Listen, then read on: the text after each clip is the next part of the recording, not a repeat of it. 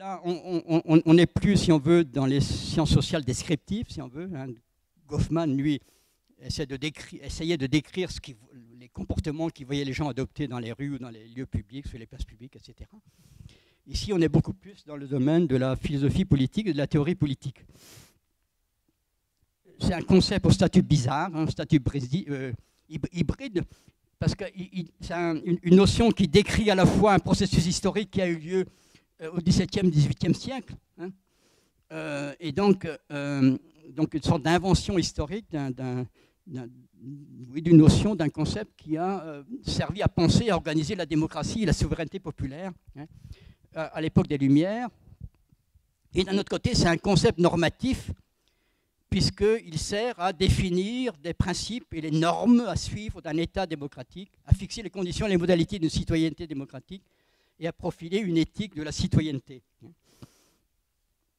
Alors, je voulais présenter, il y a trois approches principales, si on veut, dans ce domaine, dans ce champ, si on veut, de la théorie politique de l'espace public. Donc, il y a Hannah Arendt, je suppose que c'est un nom qui vous est, hein, dont vous avez entendu parler, Jürgen Habermas, donc, qui est encore en vie, hein, c'est un vieux monsieur de 85 ans, qui est encore très, très présent dans la vie politique de l'Allemagne et dans la vie politique de l'Europe. Hein. Pour ceux qui lisent la presse, de temps en temps, vous voyez des prises de position de Habermas en faveur d'une Europe plus intégrée, etc. Hein. Habermas est quelqu'un qui appartient à ce qu'on appelle l'école de Francfort. Je ne sais pas si vous... Hein, l'école de Francfort, c'est une école, c'est un ensemble de philosophes, sociologues, qui ont rompu de sa manière avec le marxisme. Donc, je ne sais pas si des noms comme Adorno, Horkheimer vous disent quelque chose. Enfin, donc, c'est un groupe effectivement de philosophes et de penseurs juifs qui avaient dû fuir l'Allemagne nazie, qui étaient partis aux États-Unis et qui sont revenus après-guerre et donc ont créé à Francfort un institut qui s'appelle l'Institut de recherche sociale. Hein. Donc, qui est un mélange de philosophie sociale et de sciences sociales, de sociologie en particulier, de psychologie sociale aussi. Et donc, Habermas fait partie de la seconde génération, donc, hein, puisqu'il est né, il est né en 1929. Et si vous voulez, dans cette école-là, je ne sais pas si le nom de Axel Honneth, théoricien de la reconnaissance, vous dit quelque chose, mais c'est la troisième génération, de cette manière, de cette école de Francfort. Et la dernière approche, c'est le pragmatiste américain John Dewey. John Dewey a été très peu connu en France jusqu'à récemment, essentiellement parce qu'il passait essentiellement pour un spécialiste de l'éducation. C'était un réformateur de l'éducation. Il a créé des écoles qui ont été un peu des inspirations pour les écoles un peu réformatrices, type Montessori, etc. Mais en même temps, il a eu une pensée philosophique et politique très, très importante qui a beaucoup marqué les États-Unis. Et Dewey a été appelé le philosophe de l'Amérique dans la première moitié du XXe siècle. Alors, juste un mot sur Arendt, parce qu'effectivement, ce sont trois approches assez différentes de l'espace public, sans qu'aucun d'entre eux, en fait, n'utilise la notion le terme même espace public. Pour Arendt, c'est plutôt domaine public ou scène publique. Et donc, la réflexion de Hannah Arendt, donc, qui est plutôt une philosophe politique, il s'agit d'une réflexion sur le type particulier de communauté qu'est une communauté de citoyens, une communauté politique de citoyens. Et ce sur quoi elle insiste, que c'est une communauté politique de citoyens est une politique qui doit toujours se constituer comme communauté, à la différence d'une communauté qui préexiste parce qu'elle partage une même langue, une même culture, un même territoire, une même histoire, etc. Donc c'est pas ce partage de quelque chose en commun qui constitue la communauté des citoyens. Il faut que cette communauté se crée et s'institue, Et donc, elle s'institue en se donnant un monde commun. Et précisément, c'est à travers l'espace public qu'elle se donne un monde commun. Et elle se donne un monde commun en rendant j'ai mis les choses visibles sur une scène publique, c'est-à-dire en rendant les actions, les personnes, les événements, les situations problématiques visibles sur une scène publique. Alors évidemment, les références de Arendt sont beaucoup les expériences grecques et latines de l'Antiquité. Mais s'il s'agit de penser les scènes publiques modernes, effectivement, on est obligé de prendre en considération les médias, la presse, la télé, la radio, etc., et les nouveaux médias qui sont précisément les organes, les institutions, les organisations qui rendent les actions, les personnes, les événements, les situations visibles sur une scène publique. Et donc, un point important de l'approche de Arendt, c'est de dire que cette communauté précisément de citoyens qui a à se constituer en se donnant un monde commun n'est pas une communauté fusionnelle. Ce n'est pas une communauté où les gens se fondent les uns dans les autres ou collent les uns aux autres. C'est une communauté dans laquelle les gens se tiennent à distance les uns des autres tout en étant proches les uns des autres. Et l'image que donne Arendt pour montrer de quel type de communauté il s'agit. Donc il y a l'exemple de la table. Quand des personnes sont réunies autour d'une table, cette table les rapproche, mais en même temps les garde à distance les uns des autres. Et donc c'est cette distance dans la proximité qui lui paraît constituer précisément le type de coprésence caractéristique d'une communauté de citoyens. Deuxième approche, donc, c'est celle donc, de ce fameux livre de Habermas, donc, qui est moi, si vous vous intéressez un peu à la théorie politique, à la philosophie politique, il faut lire ce livre qui est donc, l'espace public, donc qui est un livre à la fois d'histoire et de théorie politique, et qui reconstitue donc l'émergence historique dans l'Europe des XVIIe et XVIIIe siècles d'une sphère publique intermédiaire entre, d'un côté, des activités économiques, sociales de la vie courante, familiale, religieuse, etc., et de l'autre, l'État, donc c'est-à-dire le gouvernement, les institutions parlementaires et les administrations. C'est l'idée d'une sphère intermédiaire entre le social et le politique. Et donc c'est l'émergence de cette idée de sphère intermédiaire et de la manière dont elle s'est constituée, dont elle a fonctionné. Donc Habermas essaie de reconstituer. Alors, donc cette sphère publique a été conçue comme un espace de discussion dans lequel donc, les membres, il s'agissait essentiellement des membres éduqués de la société, donc ce n'était pas n'importe qui, et on a souvent reproché à Habermas de n'avoir pas fait une analyse, disons, d'un espace public populaire, puisque là il s'agit des gens éduqués, qui donc débattent de sujets d'intérêt commun, se perçoivent comme liés entre eux à travers les médias de publication et de diffusion qui existaient à l'époque, comme participant à une seule et même discussion d'ensemble, et comme développant une opinion commune sur les questions d'intérêt public. Donc il s'agissait bien d'un espace public bourgeois, puisque c'est le terme qu'utilise Habermas lui-même dans le sous-titre de son livre. Alors, c'est une sphère publique informelle, c'est-à-dire qu'elle n'est pas, disons, elle n'est pas instituée telle qu'elle, si on veut. Et son point d'appui, c'est le développement de pratiques informelles de discussion et de critique dans le domaine littéraire et artistique, et de questions d'intérêt général, donc dans les cafés, dans les salons, dans les clubs bourgeois de l'époque, et donc la diffusion de ces discussions dans des pamphlets, dans le type de journaux qui existaient à l'époque, dans des livres, etc. C'est comme ça que s'est constituée l'ébauche, si on veut, de cette sphère publique qu'on dit informelle, donc parce qu'elle n'est pas... ça ne correspond pas à une institution d'État, par exemple, et surtout qu'elle ne dépend que des pratiques qui la font exister, qui la font vivre bien sûr dans le cadre des libertés garanties constitutionnellement dans les États modernes, dans les États démocratiques modernes.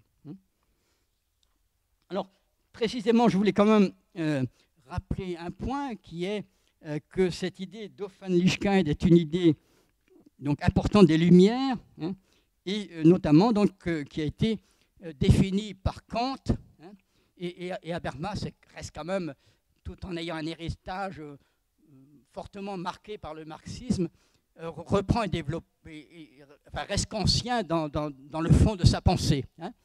Et précisément cette Offenlichkeit, cette ouverture, était pour Kant et reste pour Habermas un moyen d'assurer, de garantir la concordance de la politique et de la morale, c'est-à-dire de garantir que les lois adoptées et que les décisions politiques qui sont prises aient un caractère juste.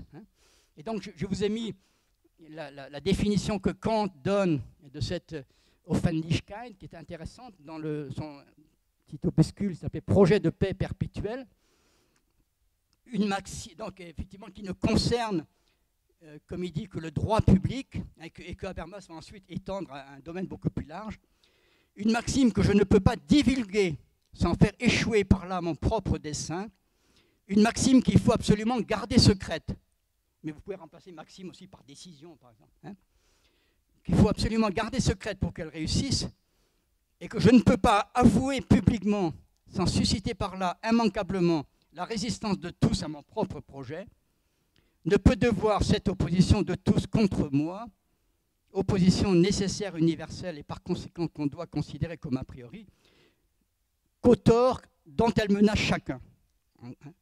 En gros, donc, l'idée c'est que si une maxime ou une décision est gardée secrète,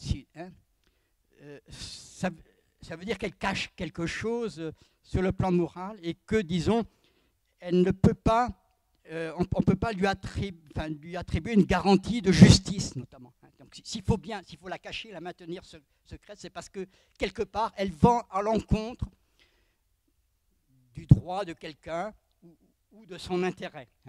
D'où son idée aussi, si on veut, d'une nécessité d'universaliser, c'est-à-dire pour qu'une décision soit légitime, il faut qu'elle soit universalisée, c'est-à-dire qu'elle soit adoptée en prenant en considération un point de vue général ou un point de vue de tout un chacun. Et donc, Habermas reprend complètement cette définition, effectivement, de l'Offenlichkeit de Kant.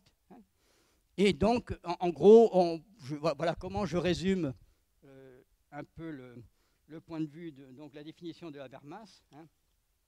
L'espace public est le lieu d'exercice public de la raison. Alors ça, c'est une autre problématique très kantienne qui distingue entre un exercice privé et un exercice public de la raison. Peut-être que vous avez vu ça en philo, mais et donc à travers une discussion publique régie par les principes d'une éthique de la discussion. Une éthique de la discussion, dans une discussion, il faut que tout le monde puisse accéder à la discussion.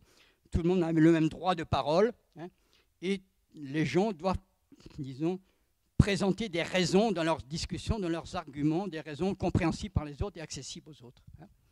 Et le but est de former une opinion et une volonté collective concernant les normes, les lois et les décisions politiques à adopter dans une communauté de citoyens, de telle sorte qu'elles soient justes et légitimes. Donc effectivement, on retrouve cette idée kantienne, effectivement, de cette Offenlichkeit qui est une garantie de la justice des lois et des décisions, et Habermas ajoute une garantie aussi de leur légitimité. Dans l'État démocratique moderne, ce n'est qu'ainsi que le pouvoir politique peut légitimer ses décisions. Alors, pour Habermas, il y a quand même une pluralité d'espaces publics. Il n'y a pas que l'espace public politique. Il y a des espaces publics culturels, etc. Et je pensais qu'un exemple intéressant d'un autre type d'espace public, c'est l'espace public scientifique. Idéalisé, sans doute. Donc, puisque dans cet espace public, l'enquête est un principe public et ouverte, ces observations et ces expérimentations, ces théories, ces hypothèses, ces problèmes et ces résultats sont communiqués et soumis à la critique d'une communauté scientifique. Et cette publicité repose sur toute une série de pratiques concrètes, sur une vie de laboratoire, sur de travail en équipe, sur des colloques et des congrès, sur des publications évaluées par des pairs dans des revues à comité de lecture, sur une gestion des carrières par les pairs sur la base d'évaluation par ces mêmes pairs, etc. Mais ça, c'est effectivement une communauté scientifique quelque peu idéalisée parce que souvent entrent en jeu les contraintes de la compétition, les stratégies de carrière, les modes de financement de la recherche, effectivement, qui entravent pour une part cette exigence de publicité et d'ouverture de fonctionnement d'une communauté scientifique. C'est qui fait partie de ce qu'on peut appeler un imaginaire social moderne. C'est un philosophe et théoricien politique français qui a inventé cette expression qui s'appelle Cornelius Castoriadis, donc, qui dans un livre s'appelle L'invention de la société, 1975, mais le titre ne me revient pas. Bon. L'institution imaginaire de la société, voilà. Et donc, donc, en fait, un imaginaire social, c'est une manière de se représenter la société, de se représenter la vie sociale, de se représenter le lien social, la manière dont les gens coexistent, ce qui les tient ensemble, de ce qu'ils attendent, de ce qu'ils s'attendent les uns des autres, etc. Tout ça, ça rentre dans une forme de représentation globale qu'on peut appeler un imaginaire social. Et il y a typiquement un imaginaire social moderne, c'est-à-dire un imaginaire social qui s'est formé, surtout, enfin, sans doute, qui a commencé avant les Lumières, mais qui s'est surtout développé à l'époque des Lumières. Et donc, les principales composantes de cet imaginaire social moderne sont l'idée que l'économie est une réalité autonome et un système autonome de sa manière fonctionnant selon ses propres règles et ses propres lois. La deuxième composante, c'est l'idée précisément d'espace public ou de sphère publique comme source de légitimité et contrôle du politique. La troisième composante, c'est la conception du peuple comme souverain dans l'État moderne. Et la quatrième, c'est l'expression de l'ordre moral sous forme de charte de droits de l'homme. Ce qui est intéressant en parlant d'imaginaire social, c'est de dire que l'imagination a un rôle important précisément dans la genèse et dans le maintien de cette représentation. Et que précisément, l'espace public politique moderne est en fait de sa manière porté par un travail de l'imagination, et cette imagination est nécessaire pour que cet espace public puisse trouver une réalité. Puisqu'en effet, c'est l'imagination qui fait exister la sphère publique comme espace commun de discussion, parce que c'est par elle, c'est parce qu'on imagine que des discussions éparses à droite et à gauche sont considérées comme liées dans un seul grand échange, dans une seule grande discussion. Et c'est par elle aussi, c'est par l'imagination que des gens qui ne se rencontrent jamais, qui sont dispersés,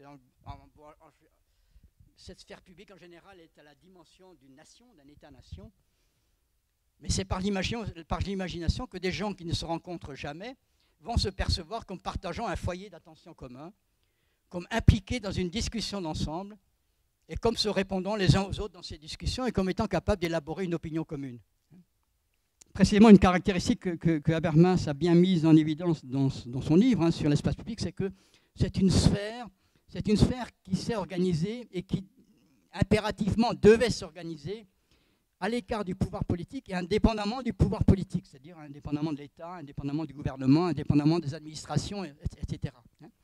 Donc, il est extérieur, et extérieur au pouvoir politique, indépendant du pouvoir politique, tout en ayant une valeur normative pour ce pouvoir, c'est-à-dire effectivement l'opinion commune ou collective formée dans cet espace s'impose au pouvoir politique, puisqu'elle va être considérée comme étant la source, si on veut, de la légitimité des normes, des lois qui vont être adoptées, ou comme la source de la légitimité des décisions du pouvoir politique. Et donc, c'est comme ça que la sphère publique est devenue une instance de légitimation des lois et des décisions politiques, en même temps qu'une instance de supervision et de contrôle de l'exercice du pouvoir, via précisément les organes de l'espace public que sont les médias, le travail des journalistes, les enquêtes des journalistes, etc., qui surveillent et contrôlent l'exercice du pouvoir. L'idée étant que, ça aussi c'est de la représentation, de cette manière c'est idéal ou c'est utopique, que cette instance de légitimation et que ces discussions qui ont lieu dans cet espace public sont guidées par l'exercice public de la raison. Alors il y a toute une série voilà, de théorie politique d'inspiration kantienne, donc je ne sais pas si le nom de John Rawls vous dit quelque chose, mais qui ont essayé précisément de d'élucider ou de fixer les conditions d'un véritable exercice public de la raison. Et ça, effectivement, c'est des débats actuellement très vifs et très importants, notamment, par exemple, actuellement, et Habermas lui-même est en plein engagé là-dedans, face au regain des religions, face à la montée des conservatismes, des intégrismes, etc. Un certain nombre de porte-parole de ces mouvements-là ont réclamé la possibilité pour les religions de s'exprimer en tant que telles dans la sphère publique, hein, et d'y intervenir et de défendre leur point de vue, etc. Et donc, ça a relancé toute une réflexion du côté précisément de ces théoriciens politiques pour savoir à quelles conditions on peut admettre, on peut accepter que les porte-parole des religions interviennent en tant que tels dans la sphère publique et surtout interviennent dans la gestion des affaires publiques, alors que normalement on est dans des États laïques, hein, et que le principe de sécularité est le principe qui fonde ce type d'État.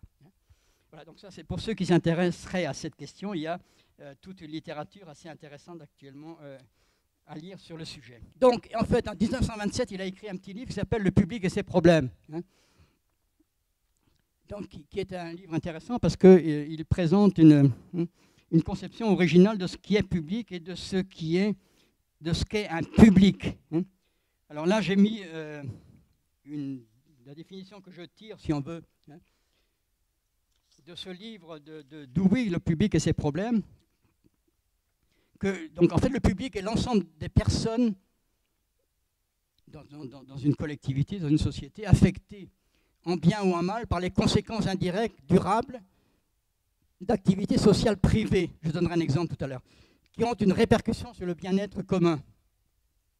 Ces personnes ont dès lors un intérêt commun à se mobiliser pour obtenir une régulation de ces activités, pour qu'elles empêchent, enfin, soit pour les conforter lorsque leurs conséquences sont positives, donc lorsque ces activités contribuent au bien-être commun, soit au contraire pour les modifier si leurs conséquences sont négatives. Et le cœur de la formation de ce public, c'est une enquête publique sur les problèmes sociaux. Je vais en dire aussi un peu plus sur cette notion d'enquête publique. Et donc, un exemple auquel je pensais, c'est un cas breton récent. C'est ce qui s'est passé au moment où le conflit écologiste-agriculteur était au plus fort, il y a 2-3 ans, lorsqu'il y avait l'histoire des sangliers morts dans la baie de Morieux, hein, où... à un moment donné, les représentants syndicaux des agriculteurs finistériens, qui sont toujours à la pointe de la revendication radicale, ont contesté le droit des collectivités territoriales à se mêler de leurs affaires, au nom du principe selon lequel l'agriculture relevait de la compétence unique des agriculteurs et que c'était à eux et à eux seuls de décider de ce que devait être l'agriculture en Bretagne. Alors, lorsque j'avais vu ça, j'avais ouvert de grands yeux. Je me dis, mais c'est pas possible. Hein. Et avec ma connaissance de Dewey par derrière, je me suis dit, mais non, on ne peut pas. Et donc, bien sûr, ça n'est pas aux élus, ni aux militants écologistes, ni aux citoyens lambda de dire aux agriculteurs comment cultiver leurs champs, élever leurs bêtes, gérer leurs fermes, etc. Comme ça n'est pas aux politiques de dire aux médecins comment exercer leur art. Il y a une autonomie des professions, des métiers. Mais à partir du moment où les pratiques agricoles ont des conséquences importantes pour des personnes non directement impliquées, du fait par exemple de la pollution de l'eau, qui est un bien commun, du fait qu'elles entraînent la pollution ou la destruction de l'environnement, donc il y a aussi de nombreuses répercussions sur le bien-être commun, ou sur les activités d'autres personnes ou d'autres corps de métier, les agriculteurs finistériens étaient malvenus d'empêcher le public de se mêler de leurs affaires et de faire pression pour qu'ils modifient leurs pratiques agricoles ou qu'on leur impose de le faire. Donc là, on a un exemple, me semble-t-il, typique de ce que Dewey avait en tête, lorsqu'il parlait effectivement des conséquences indirectes durables de certaines activités privées, sociales privées, et donc de conséquences sur le bien-être commun, et que le public, c'est l'ensemble de personnes qui se saisissent précisément de ces conséquences pour essayer précisément de réguler les activités qui produisent ces conséquences lorsqu'elles sont mauvaises, néfastes ou contraires au bien commun. Alors, pour Dewey, l'intervention, alors, je disait que le cœur de cette mobilisation du public, c'est la nécessité d'enquêter sur les problèmes pour essayer de savoir d'où ils viennent, qu'est-ce qui les provoque, quelles sont leurs causes, etc. De bien analyser les conséquences pour essayer de voir comment précisément on peut supprimer ces causes qui produisent des conséquences néfastes. Et donc, disait Dewey, effectivement, cette enquête, ce travail d'enquête, normalement tout le monde devrait pouvoir y participer. C'est pas, donc, bien sûr, les militants écologistes l'ont fait sur le cas des algues vertes, puisqu'il s'agissait de cette affaire-là. Éventuellement, n'importe quel citoyen pouvait y participer, les syndicats pouvaient y participer, les collectivités locales pouvaient y participer, etc. Donc c'est une enquête ouverte. Mais, dit Dewey, il est important néanmoins aussi que les experts y participent. Et dans ce cas-là, les experts de l'INRA, de l'IFREMER, effectivement, ont fait un vrai travail d'enquête pour essayer de comprendre quelles étaient les causes du phénomène et comment on pouvait l'éradiquer. Et donc là, je vous ai mis la citation de Dewey sur le rôle des experts. Donc, il dit qu'il est vrai que l'enquête est un travail qui incombe aux experts. Leur qualité d'experts ne se manifeste toutefois pas dans l'élaboration et l'exécution de mesures politiques. Ce n'est pas aux experts, aux scientifiques d'élaborer les mesures politiques, mais dans le fait de découvrir, de faire connaître les faits dont les premières dépendent. Ils sont des experts techniques au sens où les chercheurs scientifiques ou les artistes manifestent une expertise. Et donc le dernier point est important. Il n'est pas nécessaire que la multitude, tout un chacun, dispose de la connaissance et de l'habileté nécessaires pour mener les investigations requises, les enquêtes requises. Ce qui est requis est que cette multitude, enfin que tout un chacun ait l'aptitude de juger la portée de la connaissance fournie par d'autres sur les préoccupations communes et ainsi d'intervenir dans la discussion, dans le débat sur les régulations, si on veut, à adopter, à mettre en place pour résoudre les problèmes. Et un dernier point, moi qui m'a surpris lorsqu'on lit Le public et ses problèmes, donc un ouvrage de 1927, c'est l'importance que Dewey donne à la reprise, si on veut, des résultats de cette enquête publique sur les problèmes sociaux qui se posent, à leur reprise dans les échanges ordinaires, dans les échanges de la vie courante, dans les échanges directs et dans le bouche à oreille, et notamment dans le bouche à oreille des communautés locales. Parce qu'il dit effectivement, voilà ce qui procure une réalité à l'opinion publique et rien d'autre. Cette reprise précisément des résultats de l'enquête dans les échanges directs.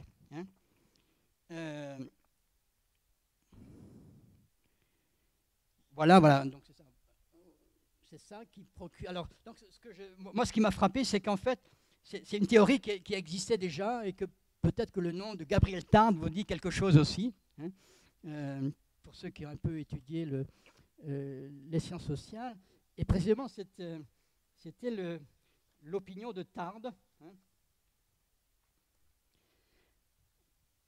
qui s'intéressait précisément donc à la manière dont les conversations ordinaires reprenaient, entre autres, les nouvelles colportées par les médias. Et c'est à ce sujet qu'il dit « Il suffit d'une plume pour mettre en mouvement des millions de langues ». Dans ces conversations ordinaires entre voisins, dans le bouche à oreille, commentant et discutant l'actualité. Et donc, ce qui l'intéressait, c'était de comprendre comment précisément ce bouche à oreille pouvait générer quelque chose comme une opinion collective. Et donc, voilà, en portant leur attention donc, à l'actualité rapportée par les informations des médias, les interlocuteurs se prêtent aussi une attention spontanée, réciproque. Et donc, c'est l'expression de Tarde, s'entrepénètre avec infiniment plus de profondeur qu'en aucun rapport social. Donc, c'est pourquoi les conversations sociales sont donc c'est les conversations ordinaires, les conversations de café, entre voisins, entre amis, etc., sont le moyen privilégié par lequel les interlocuteurs agissent les uns sur les autres. Et donc, pourtant, c'était dans ces conversations ordinaires que s'effectue le travail de fusion des opinions personnelles en opinions collectives. Donc c'est le foyer le foyer en fusion, d'une certaine manière, où est générée l'opinion collective. Et le principe qu'on peut discuter, mais c'était son explication, c'est que chacun veut savoir ce que les autres pensent pour savoir quoi penser soi-même. Voilà, donc j'ai fait le tour voilà, de ce que je voulais vous dire pour vous faire un peu découvrir toute cette problématique de l'espace public. Alors, il y a une distinction qu'on utilise parfois, qui est assez intéressante, donc, qui est la distinction entre, bon, c'est des noms barbares, des qualificatifs barbares, espace public topique et métatopique. Par exemple, une salle comme celle-ci est un espace topique, c'est-à-dire on est dans un même lieu, un stade, une salle de concert, une église, je ne sais pas, une salle de réunion. Donc c'est des espaces bien délimités où les gens sont présents ensemble. Donc. Et tandis que l'espace public dont je vous ai parlé, où les gens ne sont pas là, ne se rencontrent pas, mais néanmoins sont assurés de participer à quelque chose de commun, à une discussion commune, peut être dit métatopique, parce qu'il n'est pas lié à la présence dans un espace concret. Deuxième aspect qui me paraissait intéressant de noter, parce que, donc, qui est qu'on a deux approches complètement différentes de la moralité publique dans deux domaines différents. On a donc, à travers l'étude des relations en public et des interactions dans les lieux publics, quelque chose qui est le respect des règles de l'ordre public. Et donc, effectivement, il y a une moralité publique de cette manière dans ce respect des règles de l'ordre public. Et dans le domaine politique, on a quelque chose comme les règles de bon exercice de la citoyenneté, l'éthique de la citoyenneté. Après, effectivement, qu'on va concevoir très différemment selon que l'on est conscient ou pas. Alors, les grands conscients contemporains sont Rawls et Habermas en matière de théorie politique. Et eux, si on veut, ce qui les intéresse, c'est de comprendre, enfin, ils conçoivent précisément l'espace public, la discussion public dans l'espace public comme étant un exercice d'auto-législation. Ça aussi, c'est les Lumières, c'est-à-dire on considère que ceux qui subissent les lois en sont aussi les auteurs. C'est le peuple, en fait, qui est censé édicter, qui subit les lois, mais en même temps, c'est lui qui est censé les dicter. Donc, on est dans un exercice d'auto-législation, de fixation par les gens eux-mêmes des règles ou des normes qui vont prévaloir et qui, normalement, vont assurer une justice des décisions politiques, etc. Ou alors, si on n'est pas conscient, comme Dewey, qui est pragmatiste, et qui, lui, va mettre beaucoup plus l'accent sur la formation des valeurs, la participation de tous à la formation des valeurs dans une société, c'est-à-dire la formation des valeurs, ce n'est pas ce qui est considéré comme obligatoire et valant pour tous, mais ce qui va être considéré comme étant le bien à poursuivre dans le type de société dans lequel nous sommes et compte tenu des problèmes qui se posent, compte tenu des circonstances dans lesquelles nous sommes,